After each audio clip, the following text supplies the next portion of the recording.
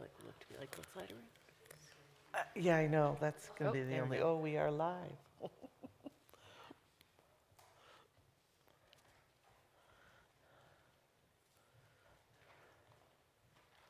Mine's not on yet. Are we good? Awesome. Good evening, folks.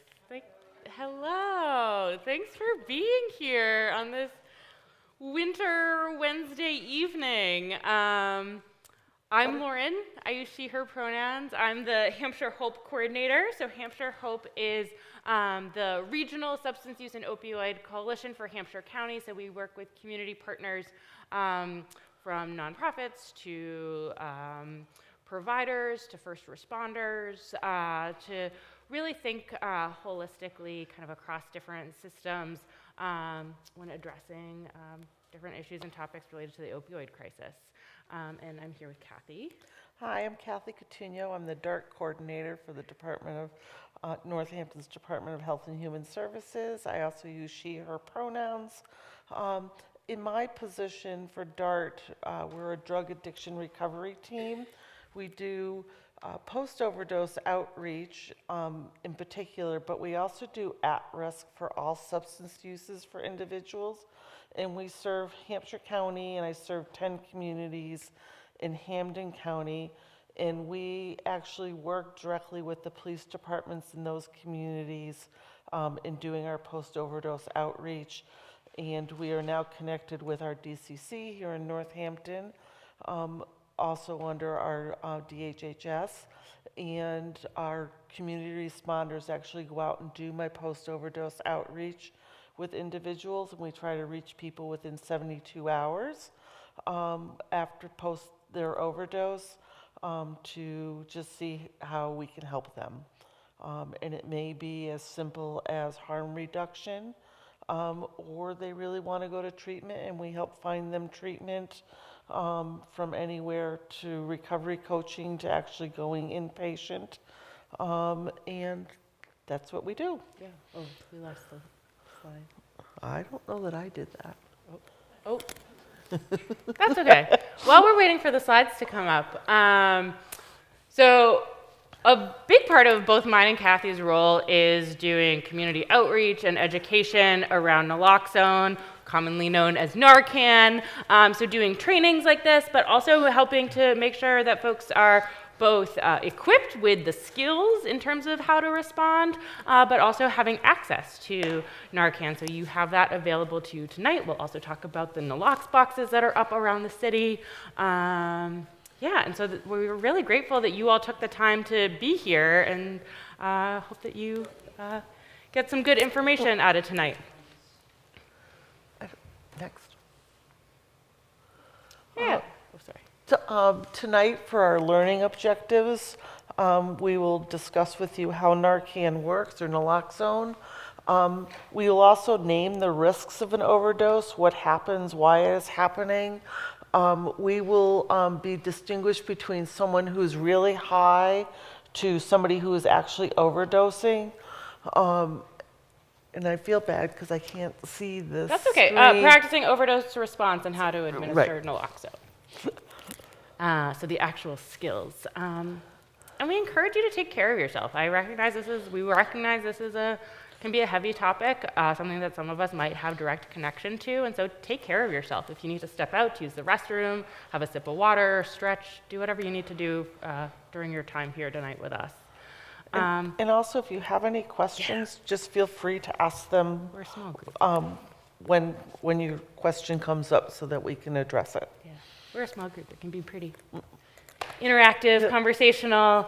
And as we engage in conversation, we always like to start just by thinking about the role that language plays when thinking about this work, thinking about folks who are impacted by this work, folks who use substances or maybe are in recovery. And there's a lot of really harmful and stigmatizing language that unfortunately is very common in our culture, in our vernacular. And so Also recognizing that none of us are perfect, we all make mistakes. We really want to encourage folks as we engage in conversation both tonight and when you leave here to really think about how we can maybe practice using some of the language on the left-hand column as opposed to the language that maybe we've heard used in the past on the right-hand column. And the reason for this is because language plays such a role in perpetuating the stigma of substance use and can be really isolating for folks who that language is being used towards. And so when we think about shifting the culture and really creating communities and spaces that are supporting people and uplifting people, a way that we can do that is by the words that we use. Well done. What is an opiate? Opiates, while often used interchangeably by the term opiate, refers to just those opiates derived from the poppy seed. But there are other opiates that are synthetic, and those are fentanyl. If you've ever actually had a surgery, you've probably actually have had fentanyl in the hospital. That is a different fentanyl than the fentanyl that is in the drug supply. You also need to think about that morphine and codeine is also in the opiate field, and those are natural opiates. And the synthetics is heroin, hydromorphone, and oxycodones. And then fully synthetic is your fentanyl and your carfentanyls that are actually created in the lab, totally synthetic. I always remember what's on this page. I'm sorry for That's having okay. to turn. And so when we think about the fully synthetic opioids, because they are lab made and not derived from the poppy plant, the potency is much higher than more natural opioids. And so not only is the potency a lot higher as we look at the chart on the right-hand side with fentanyl having approximately 10 stars in comparison to morphine, which has 3, but they also have a shorter duration of time in the body or to the high that someone's experiencing. And so not only is it much more potent, but that somebody then, because it has that shorter duration, might then end up consuming multiple doses, or which then might be the result of a potential overdose. And so we have another example in the lower image of, we see maybe like 2 little like granulars of carfentanyl in that tube as opposed to a full layer of heroin. And so that's seeing kind of the comparison of the potency in that little tiny granular of carfentanyl as opposed to whatever that measurement is of heroin. And so seeing that comparison. Right, and that's why overdoses have been so staggering in increasing over the years, is because when it was heroin and people were using pure heroin, their high would actually last for 6 to 8 hours.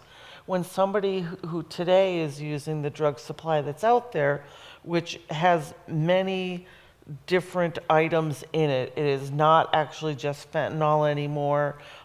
There's almost no heroin today in the drug supply.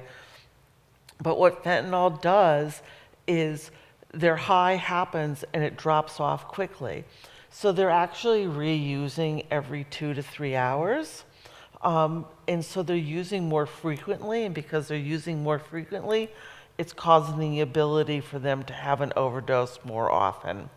And then we just talk about, if you look at fentanyl that's being used in the hospital, how that was created, it is measured completely out on how to use it.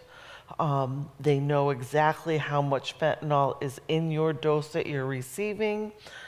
If it's a fentanyl patch, if you're a person who, there are people that use fentanyl patches at home, again, the dose is exactly what it's supposed to be, and it is used. Somebody who's using out in the community from the drug supply does not know exactly how much fentanyl or any other items are in their drug supply. And so that's the risk of having an overdose. Where does methadone fit in? Which category? Methadone technically is an opiate, Is it a semi-synthetic?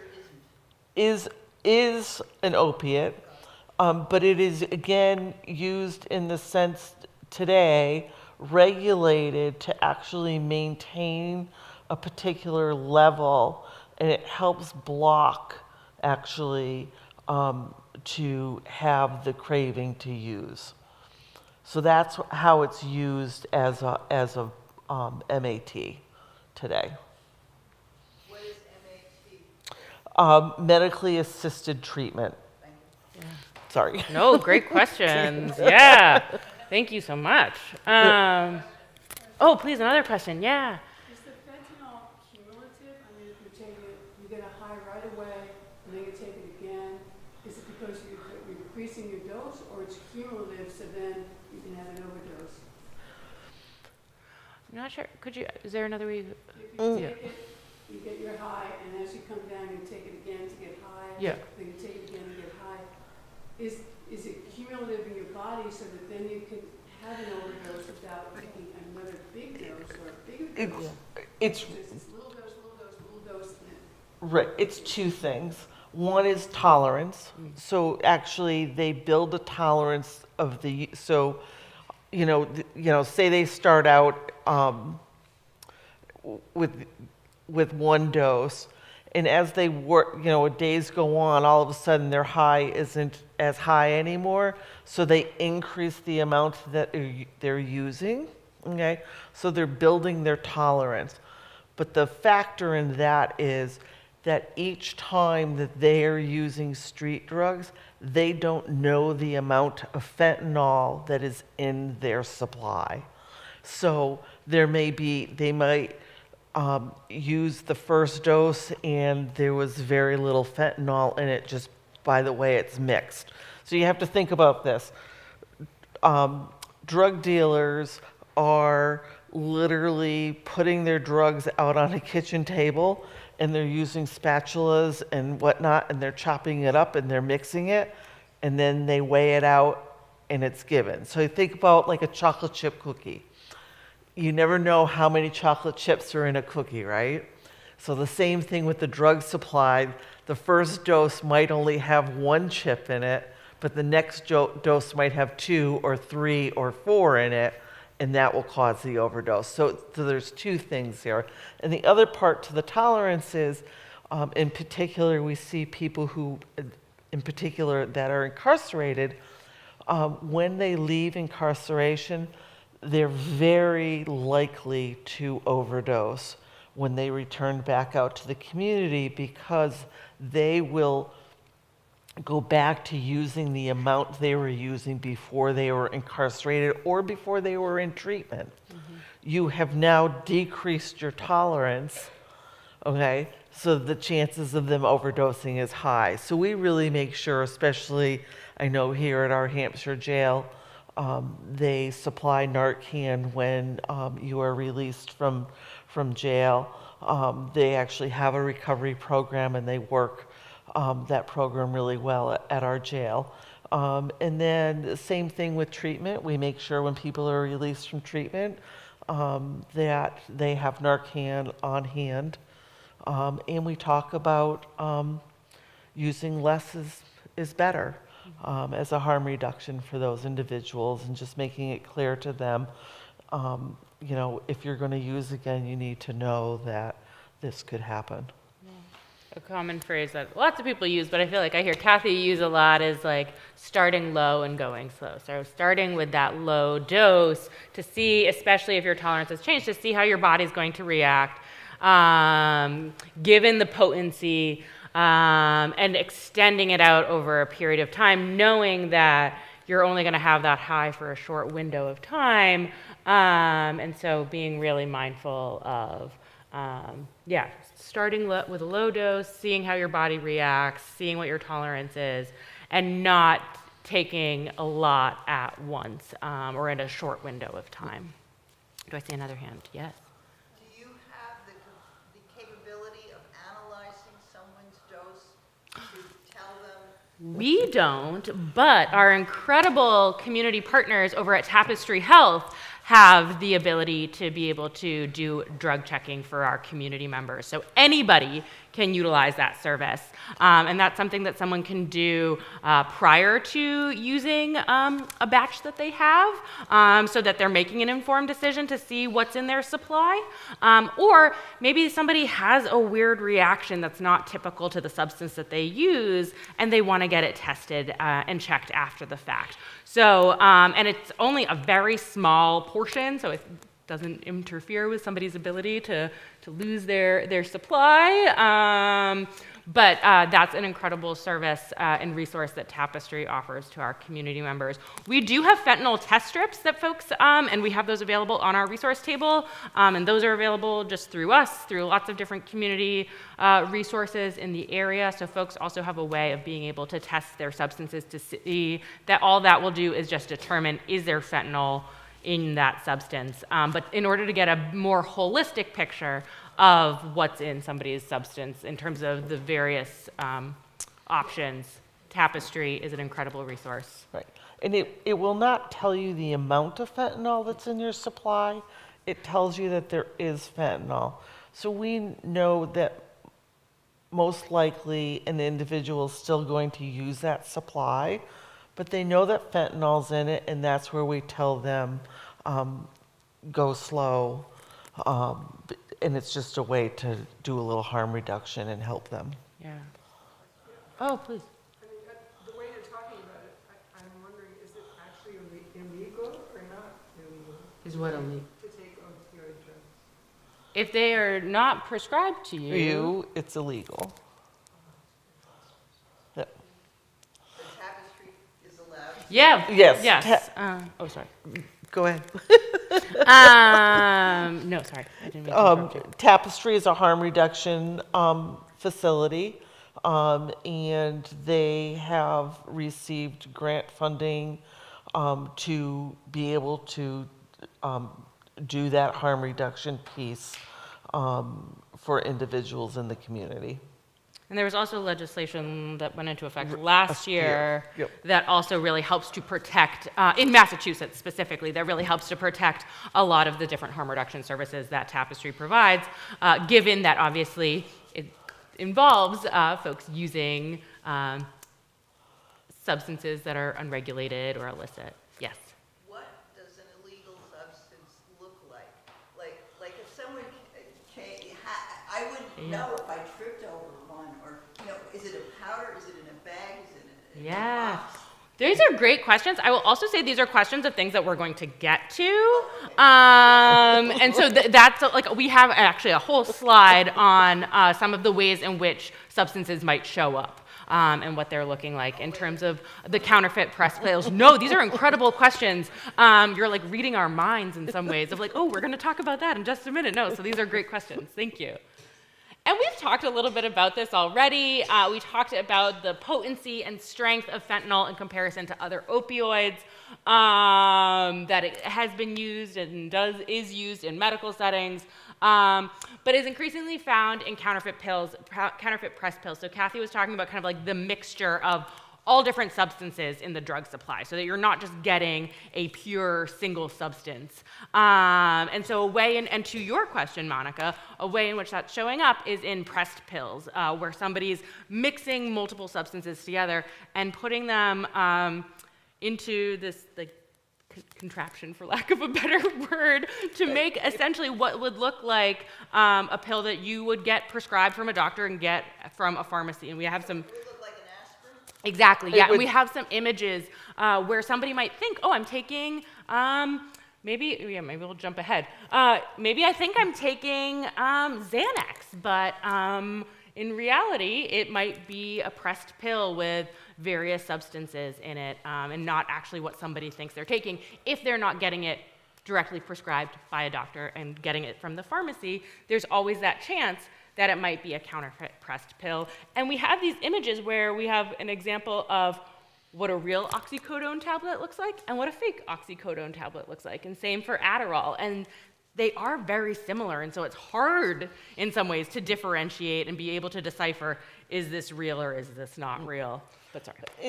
In back in like 2015, 2016, one of the big things that was happening across the country was prescription drugs were being stolen out of people's medicine cabinets, and that's what was being sold on the streets.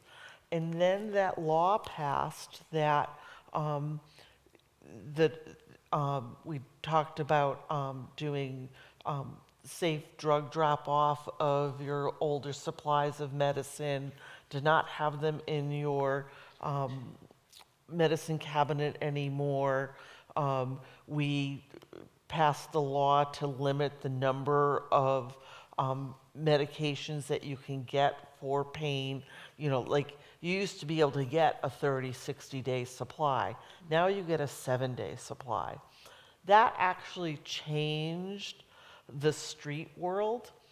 And I say that in the respect that when individuals were buying medications off of the street, and it was happening, they were actually getting real pharmacy meds.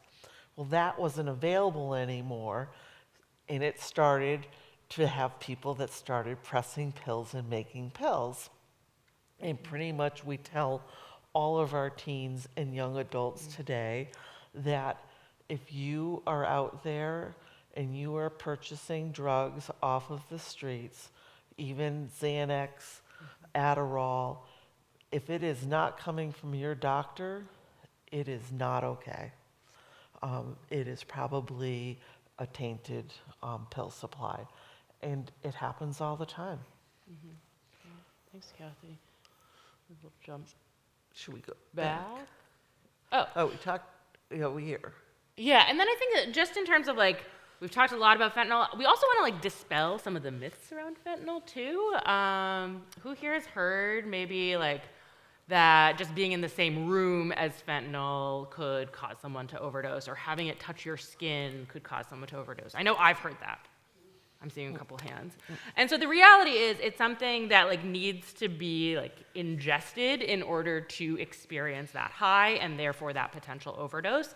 And so we say that because that might be a barrier to somebody responding to an overdose, because they're like, I don't want to give rescue breaths to this person, or I don't even want to administer Narcan to this person or go near them if they have fentanyl in their system, because what if it's on their clothes and then it gets on me and I don't want to contract it. The reality is that's not going to happen. And so we really try to challenge and dispel those myths so that, again, we're breaking that stigma, but we're also eliminating those barriers to be able to respond and help somebody in that moment of crisis.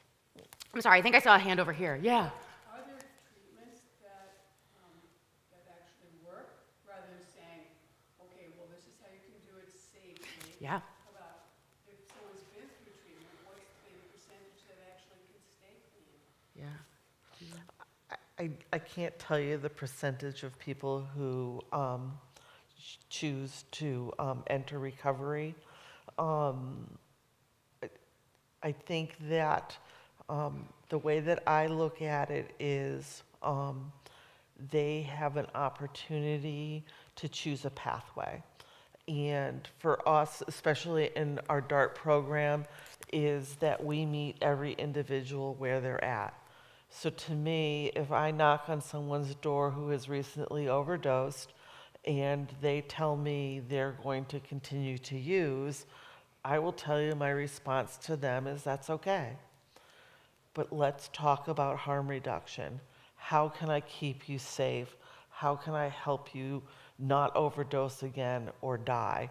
And those are things like making sure they have clean needles, about talking to them about going slow is better in your usage, to never use alone. Those are the conversations that we have with those individuals when they say that they're going to continue to use. And that's a reality. And that is something that we honestly face every single day. But the bottom line is, if I can keep them alive, I can help them have the opportunity to make changes, whatever it is. It may be just that they're using less. And it's about building a relationship with that individual and for them to know that there is somebody there that they can turn to for help. And it may not be that day, it may not be in 2 weeks, it may not be in 2 months, it could be in 6 months, but it does happen. And you have to think about the stigma piece that we pretty much treat every individual who is using drugs that they're a non-entity in this world and they are of lesser value. And it's really important for us, for them to understand that I'm not here to change you. I am here to help you. And I will tell you that there's a lot of times that we are literally helping individuals first with harm reduction, housing, food, remaking doctor's appointments to get back into seeing their doctors. They may go to treatment, so it may be us bringing them to treatment and following up when they're released from treatment. It's a holistic viewpoint of looking at an individual. And we were just talking about a gentleman, and he was talking that, incarceration, stigma really makes an individual hide what they're doing in their life. And it is detrimental to them. That is why people are dying. And it's just a very interesting way to look at things. And that's why some people choose to go on methadone as their treatment to start to get off of some of the street drugs. They might do Suboxone. It is a start. It is a change. And that was going to, yeah, Places where someone says, I don't want to do this anymore. Yeah. I'm a roller coaster.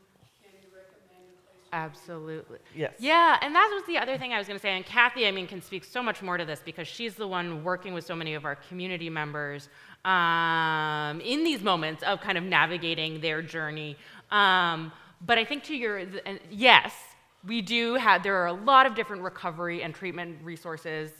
Not enough, but there are many different options for folks to choose. And I think something Kathy said before is there's so many different pathways to recovery too. So it's really thinking about the individual and what's going to be right for them.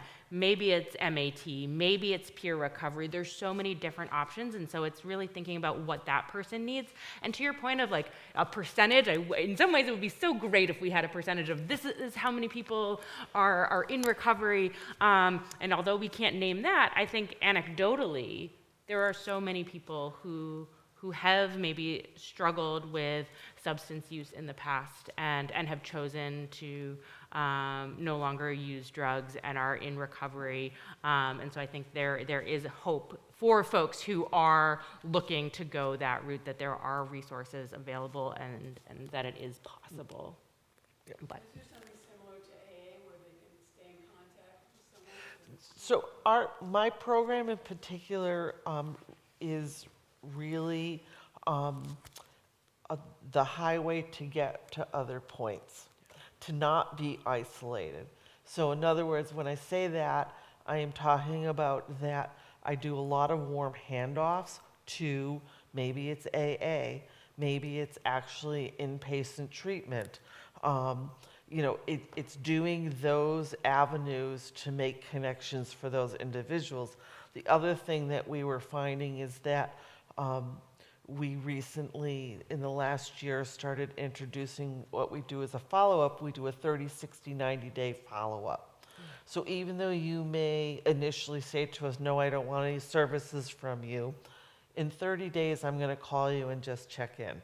We let them know that. And a lot of times what we're finding now is that 30-day and 60-day phone call, oh, thanks for calling. I was really thinking about different pathways, or I really need help. We had an individual recently say, I really need help getting my license back. That's a connection. That's a relationship. That's bringing them to a level of them having a connection back in the community to help them be successful in some way. So that's really what the DART program does. yeah, thank you. Great questions. And I think we've kind of talked about some of these potential risk factors. We've talked about the mixing of drugs. We've talked about using alone. We've talked about tolerance. Also, if somebody has a new route of administration, that's a way in which someone might experience an overdose.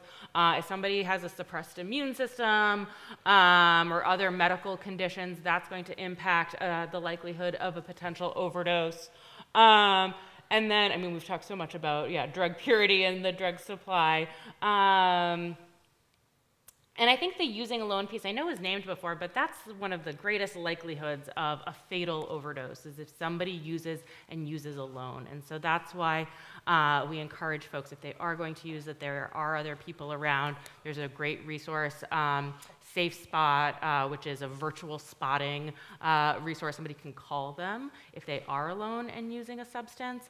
And they do a lot of great safety planning with that individual, so that if that person stops responding on the phone, they can make sure that emergency services can come and intervene in that moment. And so that's also why we're here, is so that if there are situations where we're either with somebody and they overdose, or we encounter somebody who has experienced an overdose, we want to be prepared to know what to do in those instances.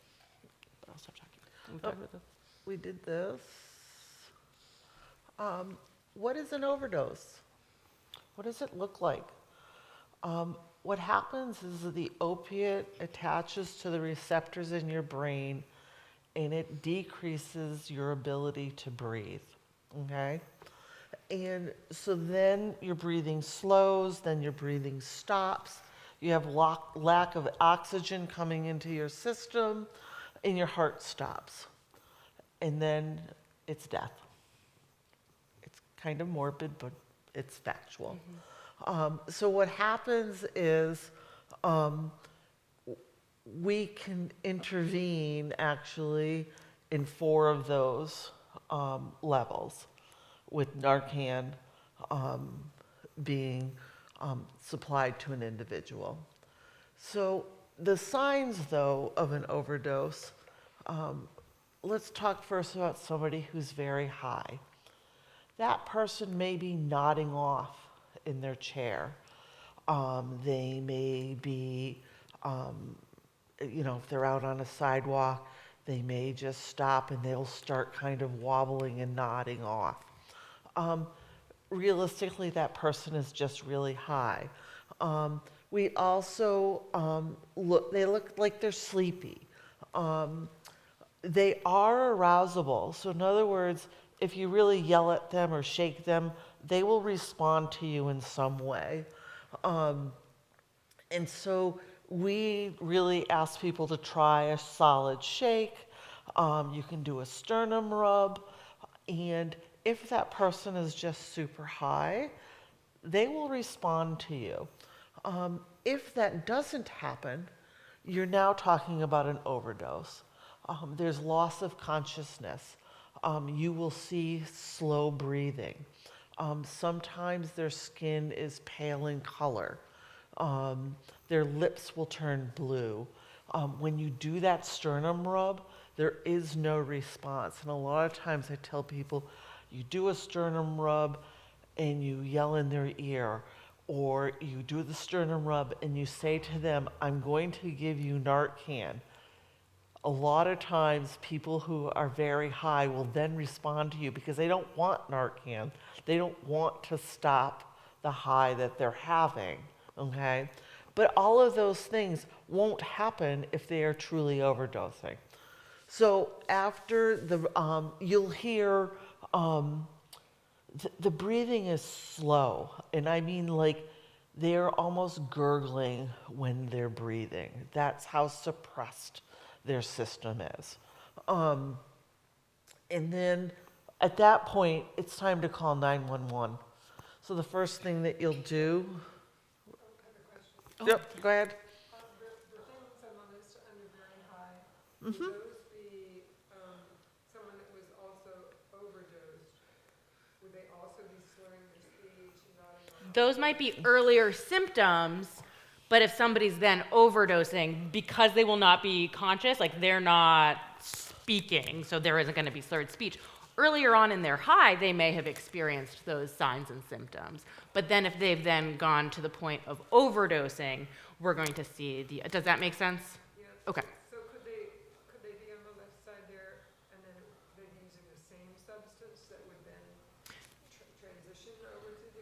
Yeah, so if they continue to use that substance, then to the extent that their body can no longer handle or process that quantity in their system is when they could potentially lead to an overdose, which is why it's so important if even when somebody's just experiencing those very high symptoms, you want to observe, you want to stay with that person because they could easily go into an overdose. So it's not about just which drug they use. Correct. Yeah. Oh, and Are we talking just overdosing on fentanyl, or is there overdose other drugs? we're talking about overdosing on opioids specifically. Yeah. Yeah. Yep. Yeah. Great. Yeah. Thank you Yes. for naming that. And so naloxone is the medicine that has been proven to be so effective in saving thousands of lives. It temporarily reverses an overdose. So it doesn't eliminate the drug from somebody's system, but it gives relief to the body where somebody can regain consciousness, where they can stabilize their breathing. And it lasts with about 30 to 90 minutes in somebody's system. It's used the most readily available form of Narcan is a nasal spray. It also comes in other forms. You can do an intramuscular version, but the most accessible version, and what we have for you, is a nasal spray. It's a cartridge that you will put in someone's nose. It sprays into them, and it takes about 2 to 3 minutes to activate. It's not harmful, so if somebody doesn't have opioids in their system, it's not going to do anything to them. So I'm somebody, I don't have any opioids in my system right now. If I were to spray Narcan in my nose, I would not have any sort of negative reaction or effect. So it's not harmful to anybody. So that's something really important to note. And we really encourage folks that if you are going to have Narcan on you, that's great. And ideally keep it in kind of like typical room temperature. You don't want to expose it to extreme heat or extreme cold. Especially with the cold, it can freeze, but it also can thaw. And we have some stickers with some information about what to do if Narcan freezes or how to deal with freezing temperatures. But it's still usable even if it has been exposed to either of those elements. And it usually has about a 2-year shelf life. And even with that, even after naloxone's expired, it's still usable. It's still almost as effective as a brand new dose. And so we always encourage people that expired Narcan's better than no Narcan. So even if you look at the package and you say, oh, this expired in 2024, do I even use it? Yes, still use it. It still has the medication in it. It still can be effective in helping to reverse that overdose. And 911 has been called and they're on their way. So use it. Yes. This is what the role of naloxone is. So what happens is the drug supply attaches to the receptors in your brain. And what naloxone does is it comes in and it detaches the opiate and surrounds the opiate for a short period of time, 30 to 90 minutes, off of the receptors so that we're able to reverse the overdose that is happening. And what's important to remember is that it only lasts 30 to 90 minutes. So after 30 to 90 minutes, that person actually can go back into an overdose. That's why 911 is so important, because there are other levels of care that need to happen at that point. Yeah. So does that make, yep. If emergency can't come to where you are, and it's 30 to 90 minutes, and they start going into overdose again, do you give them another dose? So we'll talk about, that's a great question. If you don't mind, we're going to hold that question because we're going to talk through step by step everything that you would do in that instance. You guys are reading our minds. Thank you. And so I think we can go to the next slide, which is just going to give us a quick breakdown of everything we're going to cover. So we've talked about calling 911. We've talked about administering Narcan. We've mentioned the rescue breathing. and then staying with the person. We're gonna break this down even further to the question that we just had of, yes, and I see the hand, of what do you do if you've given a dose, you've given rescue breaths, and somebody's still not responding. So we're gonna talk through each of these 5 steps in detail. Did you have a question about one of these steps? I know. Okay, do you wanna wait and see if we answer, or do you want to throw it out? That'll help me. Please.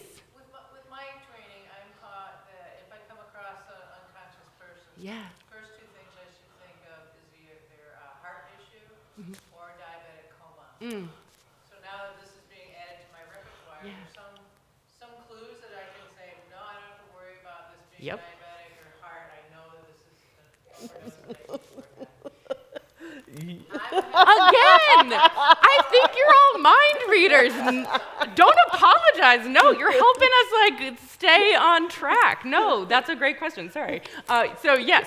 So what do you do? How do you determine in terms of that assessment in that moment? Sorry, I'll stop talking because I've been talking a lot. So I just was excited. let's assess the signs and the symptoms of an overdose. Is there lost consciousness? They're not arousable. Are they choking or gurgling sound? Is the breathing slow, shallow? Are they blue or purplish or grayish in color? You've attempted to stimulate them. You call their name.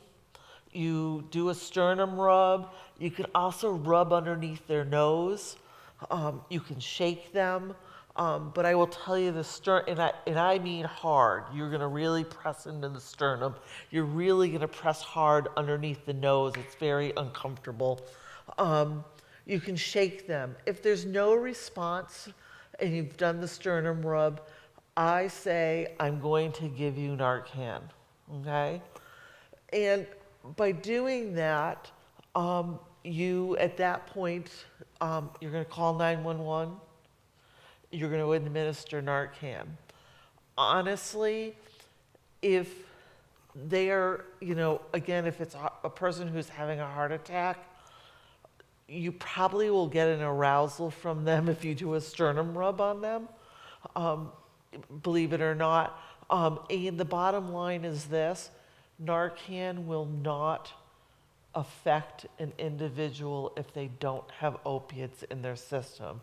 So we actually suggest in today's world to give Narcan because then the EMS will come and they can determine if it's a heart attack. The difference will be is that you're already doing rescue breathing. There are other signs for a heart attack that will determine, if you're going to do compressions and whatnot. So for me, in today's world, I think Narcan first, determine heart attack, determine if it is a diabetic coma. But these 2 things will not be hindered by receiving Narcan.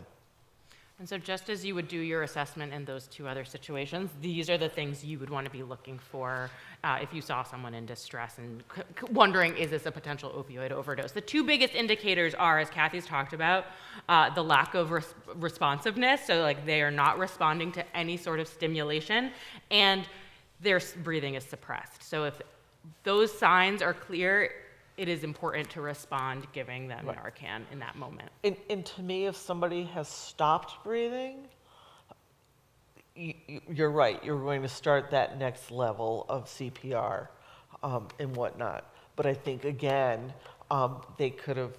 their breathing could stop and their heart could stop because they actually have overdosed.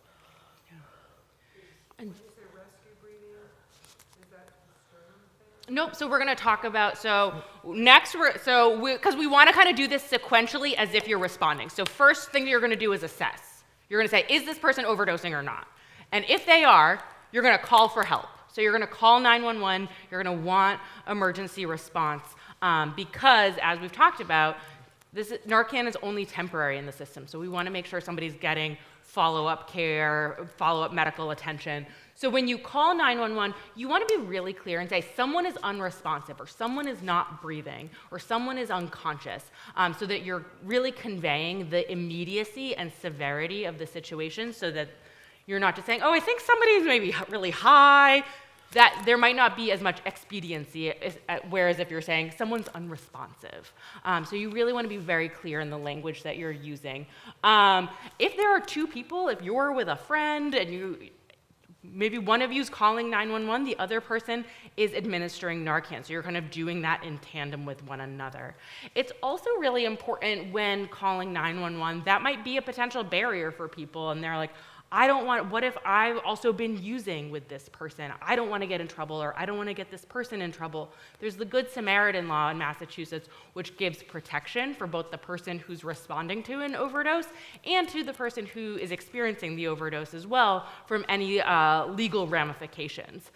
There are some exceptions to that, though, and so it's easy to remember kind of as the 3 W's. If somebody has standing warrants out for their arrest, if somebody has weapons on them, so any firearms, and then weights, so large quantities of substances that it's clear that there's an intent to distribute. So with the exception of those 3 instances, somebody has that protection, that immunity. Again, so it helps to alleviate a barrier for the bystander who's intervening to make sure I'm protected, I'm not going to get in trouble, but also for the person who's in distress, that their well-being and safety is the biggest priority in that moment. So administering Narcan. So you have called 911. You have assessed if they're overdosing or they're having a heart attack or other means. You are going to, one thing I suggest when you take your Narcan home is to actually take it out of the box. There's actually 2 doses in every box that you have, and Yeah. yep, you can take them out. We included directions with them. And literally take the card, put it in the middle, and rubber band the 2 together. And then take the card, which is fold out instructions. And then, rubber band. And as much as there's these fold out directions, in the moment, what I want you to think about, I'm sure that we've all taken some sinus medication like a nasal spray. It is exactly the same feeling and how it's going to happen. But what's really important for you to know is if you take this out of the pouch, do not squeeze it in the air first to then make sure it's working, because that is the dose of Narcan that individual needed up their nose. So literally take it out of the packet, insert it in the nose, and then inject the spray into the nose. You're going to press firmly on the plunger. I didn't bring I them. have expired doses, but they're in the green room. Oh, thank you. It's in the backpack, if you wouldn't mind bringing the backpack out. Thank you. So, and then you are going to wait 2 to 3 minutes before you administer a second dose. It takes 2 to 3 minutes for it to attach. And I will tell you that in the moment, it seems like it is going on forever. So, but just, I mean, we have incidences where people have reported that they've given 16 milligrams of Narcan to an individual. It is not needed. You know, what's more important is that you administer that dose, you check for breathing, you check for their heart rate, and you continue on. If there's no response after 2 to 3 minutes, you're going to give that second dose of Narcan. And I will be honest, probably most likely by the time you do the second dose, EMS will be pulling in, unless you're someplace super rural. But yeah, you can. Would you like me to do a demo? Would one of you like to do the demo? So as Kathy said, it's just like as if you were doing a nasal spray or something. So imagine. And they might be able to see it squirt. Oh yeah, with all the lighting. So did you see the?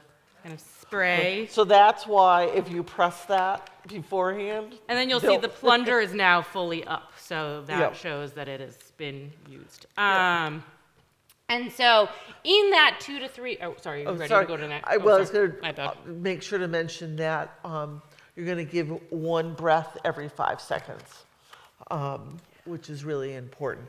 And that's very important today because of what is in the drug supply.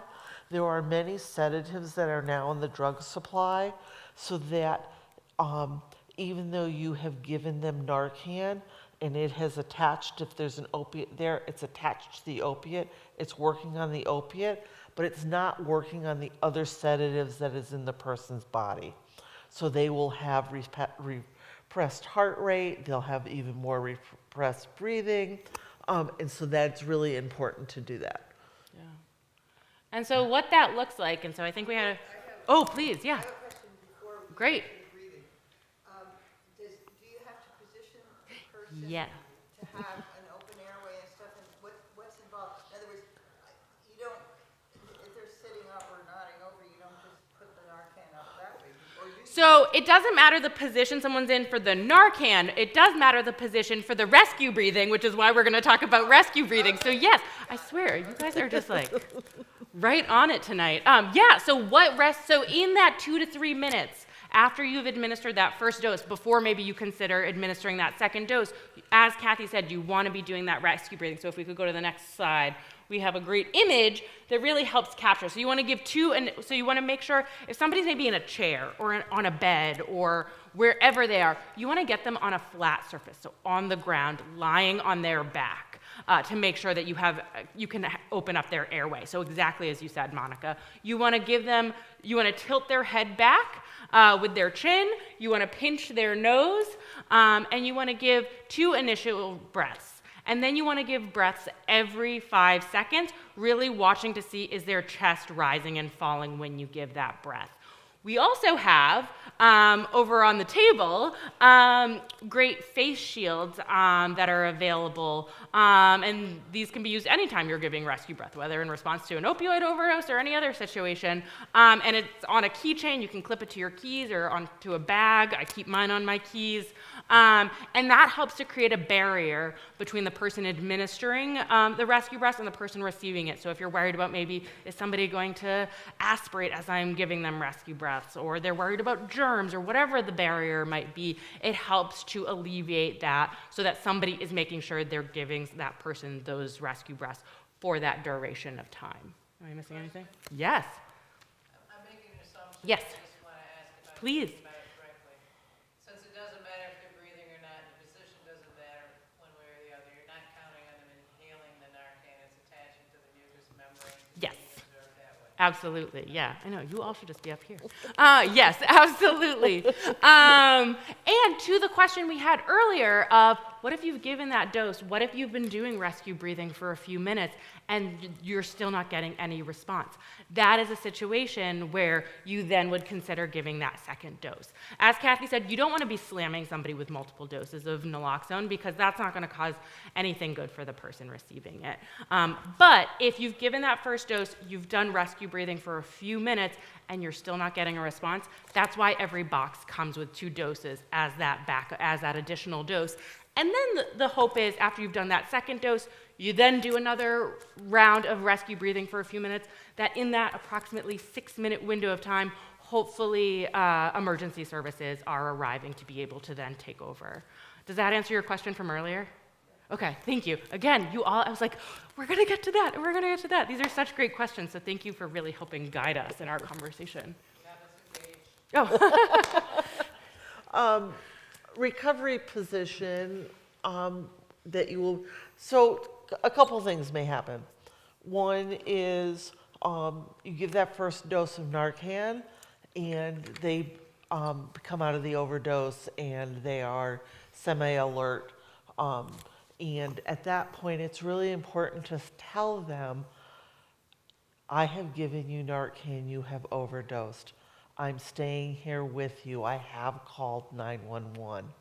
And then to actually lay them over on their side so that in case they aspirate, they won't aspirate on whatever they're vomiting. They won't choke. They, They won't won't ch- yeah. suffocate. Yeah. The other thing, you just, it's really important to be kind to that individual when they are coming back out. And I'll be honest, this is where if you give multiple doses of Narcan, actually what happens to that individual, you put them into perceptual withdrawal, and it is awful. And I am talking about the flu at 20 times to what the flu is to your body.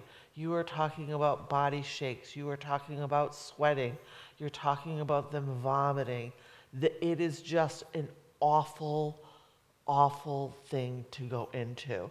So if you use many doses, that's what happens to that individual. And yeah, you may hear people say, oh, they got really loud or they got very violent. You just put them into withdrawal to the point that they really don't have control anymore. So it's just really important to know two things.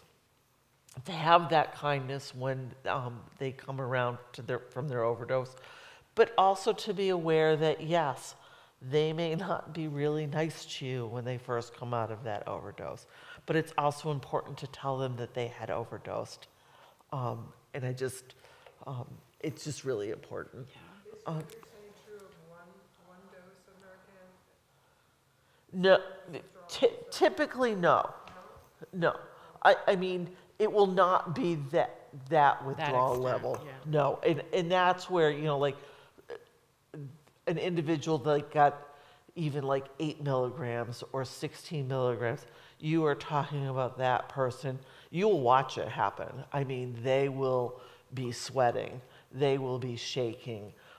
They will probably be vomiting. And they can't control any of them.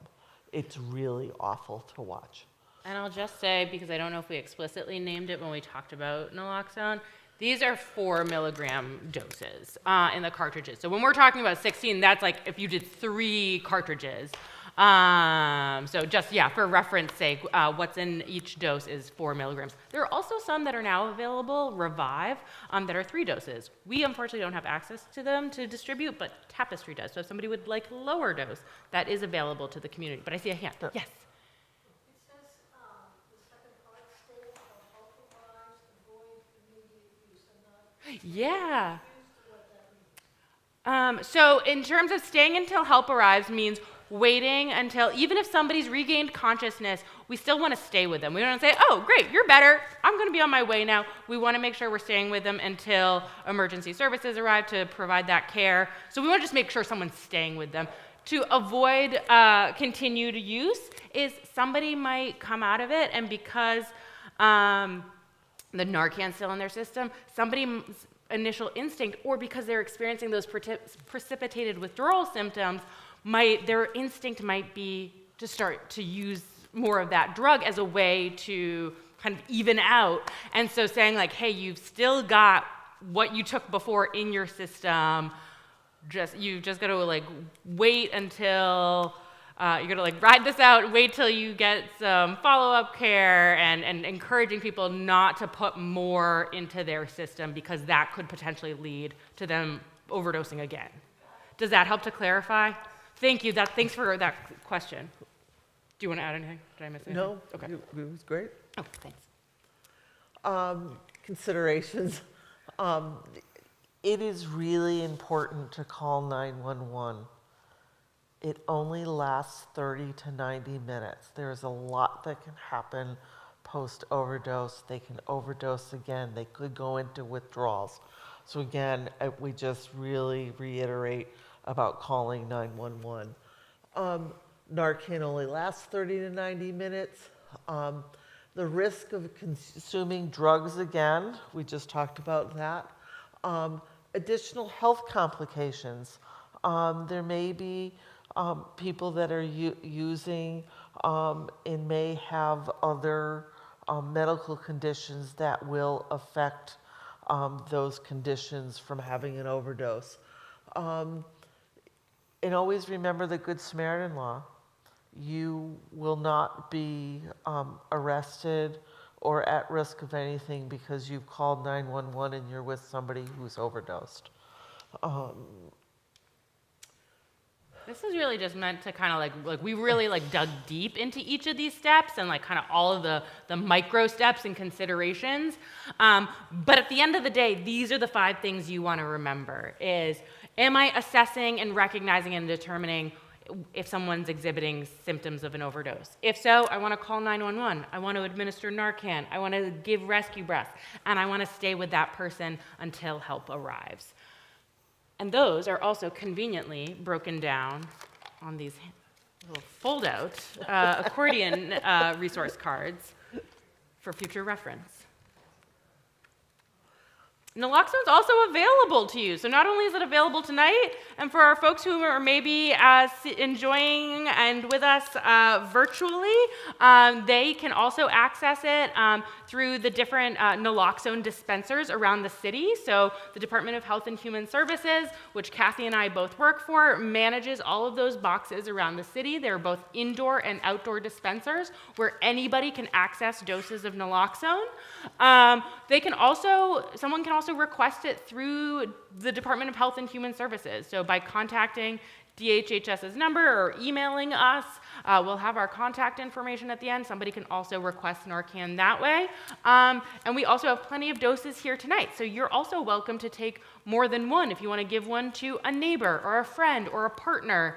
We really want to make sure that people have access. Put one in your medicine cabinet. Put one in your purse.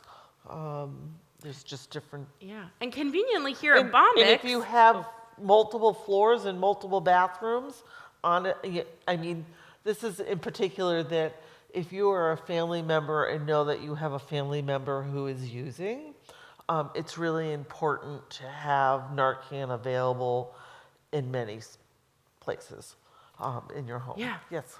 Can I ask about rescue breathing? Oh, please. What you're doing is blowing into their mouth? Yes. And it's like a really hard, like, could you sort of do it right now for like, Yep. Yep, exactly what you did. Yeah, so you want to like pinch their nose so that all of the air that you're breathing, you want to give a deep breath as you just did, and make sure that it's not like your mouth is right on their mouth, maybe with that barrier in between if you choose, really so that you're seeing that chest rise. If you aren't seeing the chest rise, that's an indication maybe I got to give a stronger breath into their mouth. you do look to see? Yep. Yes. Yeah, thanks. That's a great question. Yep. The other thing I'll say is we're also so grateful for community partners who have offered to have boxes available, Bombyx being one of them. So as you leave tonight, you can see one already mounted on the wall. We've got another one down the hallway. So a big thanks to Bombyx, who since the fall were the ones who had requested for boxes and also requested for us to come do this training tonight. So really grateful for community partners who help to make this medication and these resources accessible to our community members.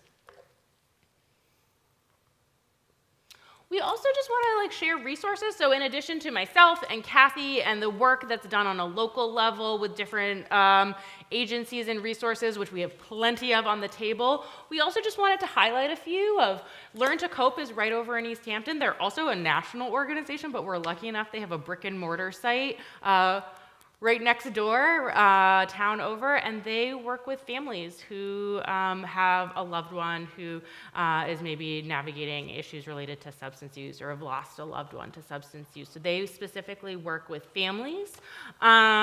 We have the Northampton Recovery Center right down the road here in Northampton. There's other recovery centers across Western Mass, but we're lucky enough here in Northampton to have the NRC, and they do incredible peer recovery work. And then we've also talked about some of the services that Tapestry provides. So we really want folks to know that there are some great resources right here in Northampton or right next door in East Hampton. And we've talked about the Safe Spot helpline. That's the virtual spotting number someone can call if they're using a loan. And then there's also the Massachusetts Substance Use Helpline. So that's kind of more of a general helpline. If someone has questions about treatment, about harm reduction, about grief support, about any kind of topic related to substance use. And so for folks to know that these are resources available to them, as well as us. Yeah, sorry, I'll let you close no, this out. No, it just, thank you for having us. We really enjoy being able to educate our community.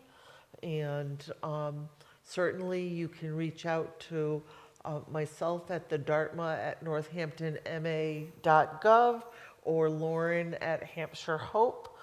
Those emails will come directly to us and we can respond. And I, Amazing. That's Oh, that's great. Thank you. Yeah. And the last thing I'll say is, and we can stick around for a few if there are like lingering questions. You've all had such really great, thoughtful questions all night. The last thing we would ask, if you can, but also knowing that the slides will be available to you later, so you could also do it after if needed, is we'd love to get your feedback. We have a very brief post-training survey just to see, like, what did you take away from this? What would you have liked to have seen in a training like this for us to help inform how we do this work better in the future? So your feedback's really important to us. But if there, question. I'm curious about, we talked about Yeah. opioid overdose, which is what was billed. Yeah. But there's something else, like with stimulants. Yeah. And can you talk about that? I would like to know about that. What's the difference? Absolutely. What's the difference and, and is there anything you do for that or Sorry, you were going to say stimulants are tough. And the reality is somebody who is using stimulants are usually what we call ramping. They are uncontrolled behaviors. It could be really fast walking, it could be twitching, and it's really about downtime for them.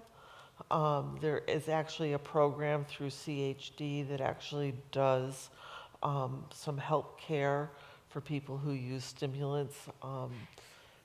It's a whole nother training, to be honest. Yeah, but I think that's also, when we talk about feedback, like that's something I'm hearing is like, hey, we would love to know more about stimulant use and what stimulant, like overdosing on stimulants looks like, and how do you respond in those moments as opposed to opioid overdose. Right. So like that's also really good there's- feedback. There's not a medicine currently out there that would reverse somebody who's using stimulants. There are things to do. This particular program in Springfield, they actually have what they call a down space where the person can just go and be, so there's no other environmental stimulants happening to them while they're ramping, and gives them a chance to just kind of come back down. And then there is therapy and some other things that they can do for that individual. But it is, currently Massachusetts actually, I think, is 5th in the nation for use of cocaine, which is fifth for cocaine use. and that's a stimulant. And that's a stimulant. Yep. Yep. Yeah. So, I'm curious, if someone is actively using, Yeah. maybe not at the moment I'm seeing them, Yep. but they do it a lot habitually, do they look gaunt and gray-skinned, and is that, or? more in particular for somebody who's using stimulants, there's cocaine is also called crack, and people who smoke crack and smoke crack for a really long time, they will have very severe weight loss. They will have dental issues. So yes, you will see that. And again, their health has just deteriorated. Somebody who is using opiates long term, they will also have physical changes. But what's more worrisome for somebody who's using opiates and injecting is the xylazine that's currently in the supply. Xylazine, which we didn't talk about really tonight, actually causes skin wounds, and not always at the injection spot, and those infections are horrendous. So, there's just all of these health things that we have to take into consideration. I currently work with an individual who has xylazine wounds currently on their legs. That is not where they inject, but it's tough. They're hard to heal, and it's really awful to look at. I think I saw another hand, yeah. Yes. Yep. Okay, so we talked about opioids and stimulants and alcohol. What about marijuana? Overuse of marijuana, daily use of marijuana? Are there programs that help somebody to, The NRC actually has a program at the Recovery Center in Northampton, has a group that meets there. Yes. and what about long-time use of marijuana? Are there enough studies that I mean, there's a lot of research coming out, I think, because the cannabis supply looks so different now than it did 10, 20, 30, 40 years ago, both in terms of like how it's consumed and also the THC levels, that there is a lot of emerging research. And I think like to have that like over an extended period of time, I think because it's more of a, not so recent, but I think we're seeing so many changes in what cannabis use looks like now versus it did 20 or 30 years ago, that there is a lot of emerging research of what that looks like, but not necessarily, I think. Yeah, and we actually just read about a recent study. It was talking about the use currently of marijuana with individuals, and I am honestly forgetting, there is a disease factor that happens with individuals who use large amounts of marijuana in their body.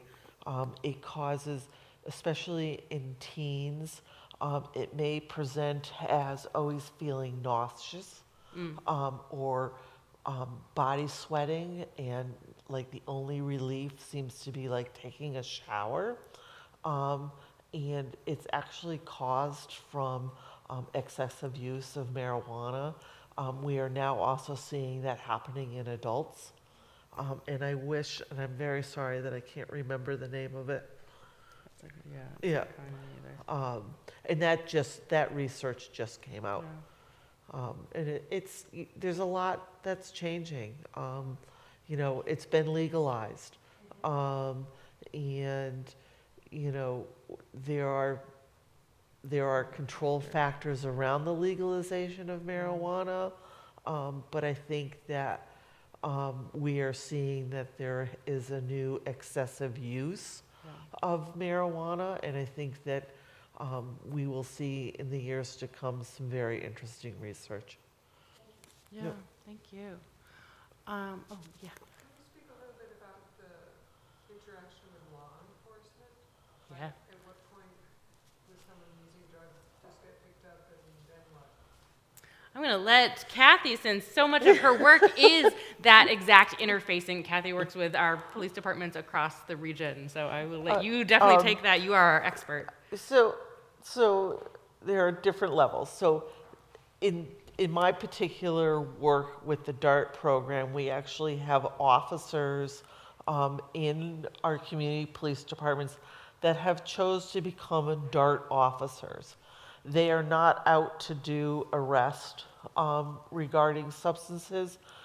They are there as a community connector and a person to help those individuals in their communities that are struggling with substance uses. It could be, hard drugs to alcohol. and whatnot. And so they actually come to us, and, one way would be they would say, I have this individual who's at risk. So we will reach out to that individual before an overdose happens to help that individual. Now, let's be realistic. A police officer pulls you over and you're arrested for an OUI, which is you're drunk and you've been arrested for an OUI. That's what the law is. If you're pulled over and they find drugs in your car, depending on the amount of drugs that are found in your car, will determine the level of the severity of your outcome to that arrest. We typically, we do not intervene at those arrest calls. That's not our program. Our program is about people who have overdosed, and typically the first person on a scene when 911 calls is actually a police officer. It's not that we are arresting people who are overdosing. We are there to help. They are there to help. And so we have implemented this program to intervene and help in that level. But I will tell you that at times what does happen is I will get an at-risk referral in that, a DART officer that will put in and say, Joe got arrested for an OUI, and we, an officer had a talk with him and mentioned the DART program, and he may be interested in services from the DART program. And we will reach out to that individual. We're not there to be involved in any sense of the legal ramifications that individual is involved in. Other than at that point, if they ask for help, we will support them, we will give them resources, and we will help them in any way that we can. Does that answer your question? I will also say, just to give Kathy a little shout out, that the DART program also does a lot of great training for our police departments across Hampshire County, as well as the 10 communities in Hampton County that Kathy works with. So I know Kathy's doing some training tomorrow with some law enforcement, but also then working with each individual police department. So I think they're also getting that training and education on really understanding the nuances and dynamics of folks who are using substances. Right. And most of the actually, I don't know of an officer who's never not told me this. They have chose to be a police officer because they want to help individuals. They're not choosing to be a police officer because they want to arrest somebody. They're in their service because they want to help the community. They want to help individuals. And this just became, when this really became an epidemic, our police officers saw the need to how can we really help these individuals. We have determined that arrest and incarceration for drug use or, holding a small amount of drug supply is not the answer or solution. It doesn't change that individual and how they look at their drug use. And I think that's really important to think about. And Unlike ICE. Yeah. I mean, Yeah. why could the police be looking for, well, people using drugs and arresting them? Like, no, you're saying no, that's not. they are not. And in most of our police departments, Sure, of course. yeah, and most of our police departments actually do deflection. And in Northampton, we actually have a substance use court. So it can be determined at their hearing if they choose to do the drug court. It's usually an 18-month program. And if they are successful at that program, then their charges will be dropped. And, there's one in the Belchertown courts, our Northampton courts, Springfield court has one, Westfield has one. So there is a lot of deflection that is going on to help individuals, you know, that are having contact with police departments. I'm so grateful for all of your questions tonight, both now and just throughout this training. And I also want to be respectful of all of your time, too. And so I wonder if this is a good kind of pause point to kind of conclude the training, but know that you are welcome to individually check in with myself or Kathy as we are wrapping up with any questions. And also to please, if you have a couple minutes, would like to grab any resources if you didn't get a chance to do that beforehand. So we will definitely still stick around and chat one-on-one, but if folks do need to head out, we want to just be mindful of that as well. But a big thank you to all of you and to our folks online. Thank you. Yeah, thank you. It's great to have you.